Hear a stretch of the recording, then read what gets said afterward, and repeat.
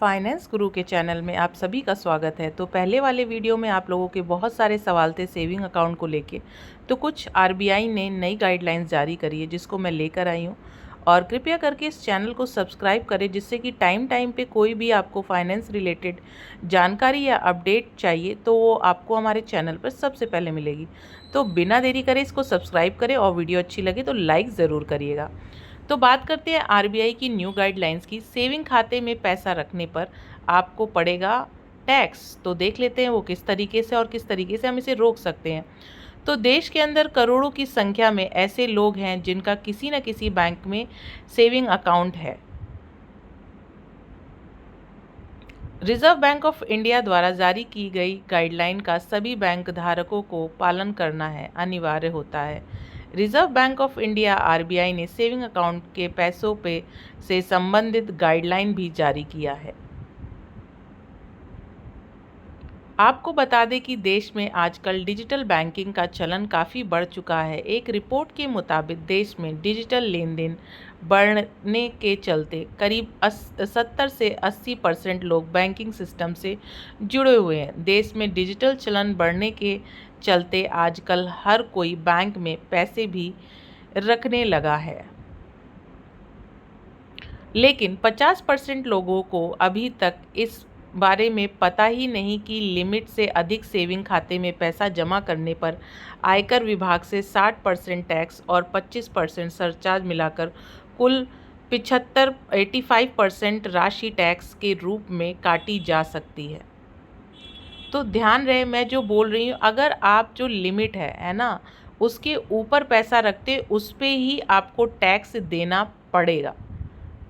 अगर बैंक उपभोक्ता एक वित्तीय वर्ष में 10 लाख रुपए से अधिक बैंक खाते में पैसा जमा करते हैं तो आप इनकम टैक्स के दायरे में आ जाते हैं। ऐसे में आपको सेविंग खाते में रखी गई राशि की संपूर्ण जानकारी central bank of direct tax के सामने प्रस्तुत करनी पड़ेगी। तो एक साल में आप लोग जो वित्तीय वर्ष है, यहाँ पे एक साल उस तरीके से नहीं, मार्च टू मार्च इनका चलता है ना, तो जो फाइनेंशियल ईयर होता है ना, उसमें आप एक वित्तीय वर्ष में 10 लाख रुपए तक ही आप अपने सेविंग अकाउंट में रख सकते हैं। अगर आपके द्वारा बैंक खाते में रखी गई 10 लाख रुपए से अधिक राशि है, उच्च स्रोत इनकम टैक्स डिपार्टमेंट को नहीं बताया गया या आपके जवाब से central board of director tax संतुष्ट नहीं हुआ, तो इनकम टैक्स डिपार्टमेंट जमा राशि पर 60% टैक्स, 25% सरचार्ज को मिला के 85% तक का टैक्स लगा सकती है। तो कहने का मतलब है बहुत सारे लोग पेंशनर होते हैं या कहीं से उनको एक मुश्त पैसा आता है, तो उनके पास वो वाइट मनी है ना, तो उनको चिंता करने की ज़रूरत नहीं है जिनका जो पैसा है वो लीगल सोर्स है। क्योंकि लास्ट वीडियो में बहुत सारे लोगों का कन्फ्यूजन था, जिसकी वजह से मैंने कहा कि ये वीडियो बना के एक एक पॉइंट पे मैं आप लोगों को क्लैरिटी दे देती हूँ कि घबराने की ज़रूरत नहीं है अगर वो आपका जेन्युइन और सही तरीके से पैसा है। सेविंग अकाउंट के अधिक राशि जमा होने पर टैक्स से कैसे बचें? अगर किसी ने सेविंग अकाउंट में ज़्यादा भी रख रखा है तो टैक्स से कैसे बच सकते हैं?